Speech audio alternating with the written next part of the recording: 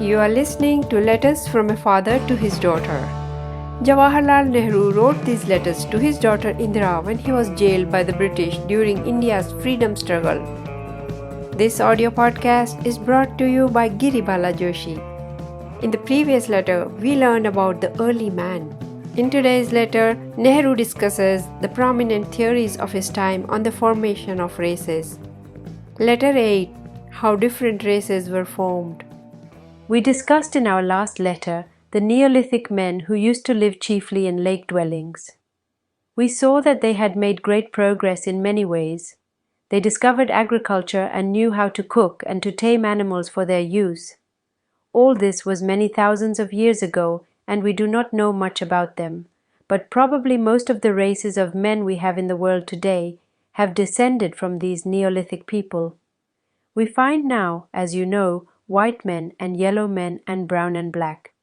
But as a matter of fact, it is not easy to divide the races of men into these 4 divisions. Races have got mixed up, and it is difficult to say about many of them to which division they belong. Scientists measure the heads of people, and by this measurement they can sometimes find out the race. There are other ways of finding this out also. How did these different races come into existence? If they are all descended from the same people, why do they differ so much from each other now? You know that a German is very different from a Negro. One is fair and the other is black. The hair of the German is light-colored and long. The Negro's hair is black and short and curly. The Chinaman again is different from both of these. It is difficult to say how these differences crept in, but we know some of the causes of these differences. I have already told you how animals gradually changed as they adapted themselves to their surroundings. It may be that the German and the Negro are descended from different types of men, but sometime or other they must have had the same ancestor. The differences must therefore have come in by the process of adaptation to their surroundings, or it may have been that some, like some animals, could adapt themselves more easily than others. Thus, a person living in the great cold and ice of the far north would develop the power to bear cold. The Eskimos even now live in the ice fields of the north, and they can bear great cold.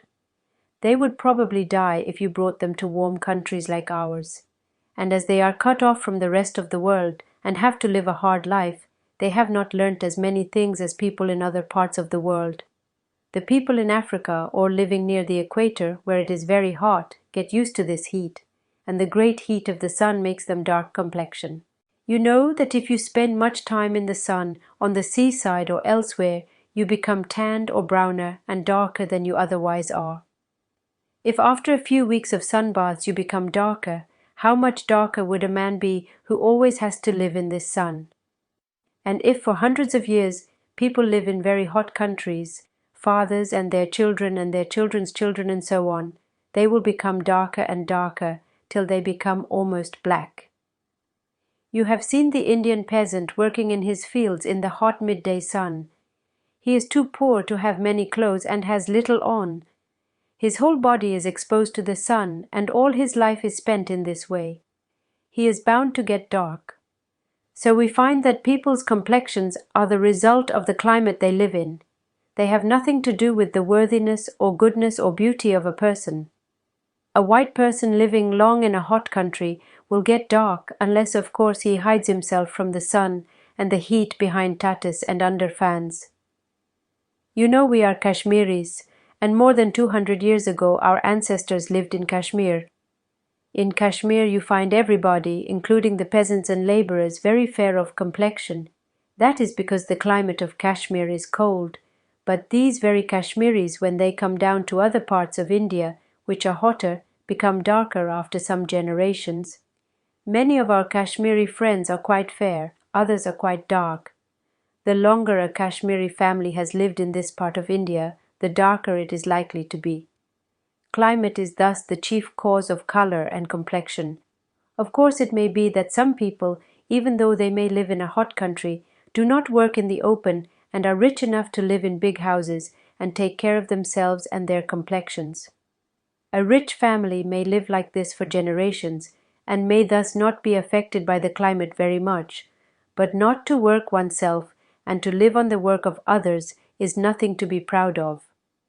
In India you find that in the north, in Kashmir and the Punjab, people are usually fair. But as you go south they become darker. In Madras and Ceylon, as you saw, they are quite dark. Of course you will say that this is due to the climate, for as you go south, you go nearer to the equator and it becomes hotter.